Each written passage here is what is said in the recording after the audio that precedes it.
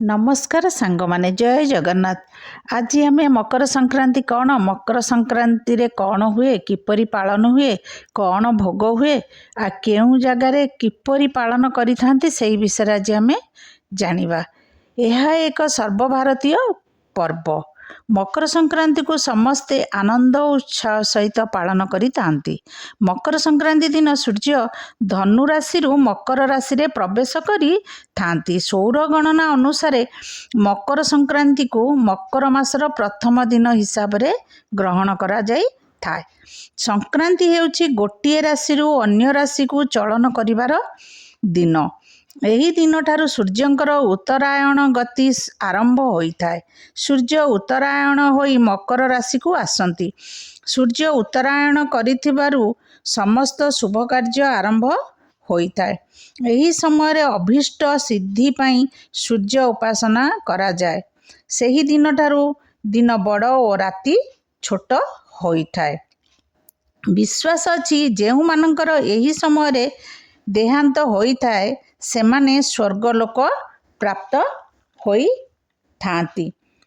Makar Sankranti January 14 किंबा 15 तारिख रे पड़ी थाए, किंतु ए वर्ष 2025 मसीहा जानुआरी 14 तारिख रे पड़ुछि। मकर संक्रांति रे सूर्य पूजार विशेष महत्व रहिछि। सूर्य हेउछंती सकल शक्तिर आधार। एही दिन सूर्य उत्तरायण गति आरंभ होई थाए।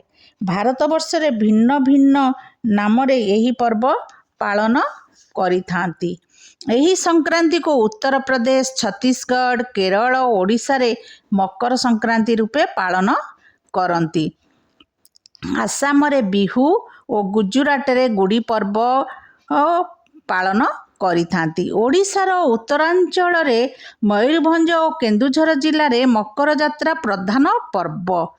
एही अंचल रे कुडुमी संप्रदायर लोक माने टुसु पर्व रूपे पालन करिथांती। सेमानकर टुसु गीत, नाच, विभिन्न प्रकार खाद्य पदार्थ, पिठा पणा तैयारी करी सेमाने बहुत आनंद उल्लास रे एही पर्व को पालन करी थांती।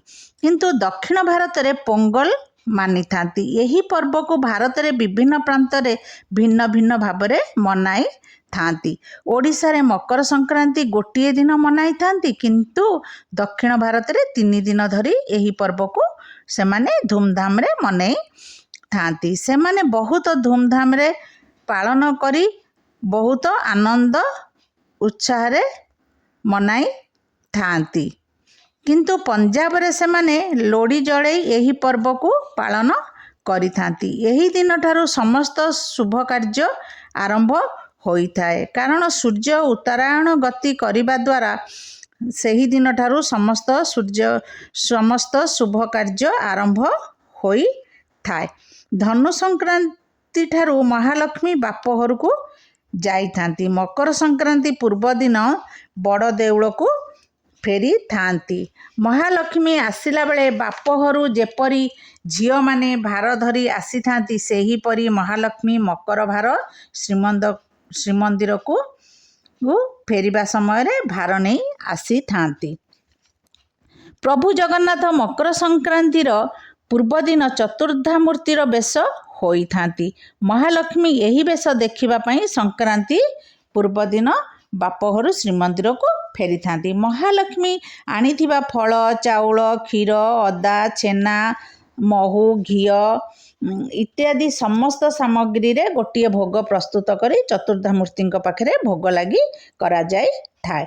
मकर चाउल प्रभु जगन्नाथंकर अति प्रिय भोग। ओडिशा रे धूमधाम रे मकर संक्रांति पालन करिथांती। प्रभु जगन्नाथ मकर संक्रांति दिन फूलरे सजाई होई थांती। से दिन गेंडू फूलरे सजाए होई थांती। यही दिन हिंदू माने पूजा अर्चना करि थांती। मकर संक्रांति दिन सकाळु सकाळु सबु पवित्र तीर्थ स्थान रे नदी मानकरे स्नान करी सूर्य को जल अर्घ्य देई थांती। सूर्य को अर्घ्य देले सकल पापरु मुक्ति मिली थाए बोली विश्वास अछि। विभिन्न स्थान रे मकर मेला होई थाए। मकर संक्रांति दिन गुड़ी उड़ाई थांती। यही पवित्र दिन रे श्रीमंदिर रे महाप्रभुंकर ମକର ସଂକ୍ରାନ୍ତି ଉତ୍ସବ ମହାସମାରୋହରେ ପାଳିତ ହୋଇଥାଏ। ମକର ସଂକ୍ରାନ୍ତି ଦିନ ଶ୍ରୀକ୍ଷେତ୍ର ମହୋଦଧିରେ ସ୍ନାନ କରି ଶ୍ରୀମନ୍ଦିରରେ କଳ୍ପବଟ ପ୍ରଦକ୍ଷିଣ କରି ଚତୁର୍ଦ୍ଧାମୂର୍ତ୍ତିଙ୍କୁ ଦର୍ଶନ କଲେ ଅଶେଷ ଫଳପ୍ରାପ୍ତି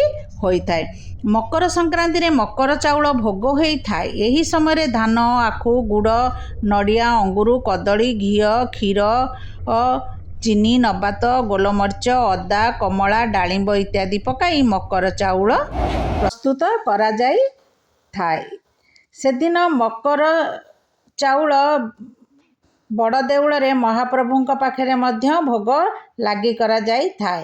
ଏହି ମକର ଚାଉଳ ମଧ୍ୟ ଅନ୍ୟାନ୍ୟ ମନ୍ଦିରମାନଙ୍କରେ ମଧ୍ୟ ସେହିଦିନ ଭୋଗ ଲାଗି ହୋଇଥାଏ। ଏହି ମକର ଚାଉଳ ଖାଇ ଜଣେ ଅନ୍ୟ ଜଣଙ୍କୁ ଖୁଆଇ ମକର ବସିଥାନ୍ତି। ଘର ଠାକୁରଙ୍କୁ ମକର ଚାଉଳ ଭୋଗ ଲଗାଇ ଚଉରା ମୂଳେ ଭୋଗ କରି ସୂର୍ଯ୍ୟଙ୍କୁ ଅର୍ଘ୍ୟ ଦେଇ ମଧ୍ୟ ମକର ଚାଉଳ ସୂର୍ଯ୍ୟଙ୍କୁ ଭୋଗ ଲାଗି କରାଯାଇଥାଏ। ସୂର୍ଯ୍ୟଙ୍କୁ ଓଁ ସୂର୍ଯ୍ୟାୟ ନମଃ କହି ଅର୍ଘ୍ୟ ଦେଇଥାନ୍ତି। ତାପରେ ଭୋଗ ଲାଗି ସାରିଲା ପରେ ଅନ୍ୟମାନଙ୍କୁ ଭୋଗ ଦେଇଥାନ୍ତି। ସେହିଦିନ ଶିବ ଓ ମା ପାର୍ବତୀଙ୍କ ଦର୍ଶନ କରିବା ଅଧିକ ଶୁଭ ହୋଇଥାଏ। ସେହିଦିନ ଦାନ ଧର୍ମ କଲେ ମଧ୍ୟ ବହୁତ ଶୁଭ ଫଳ ମିଳିଥାଏ।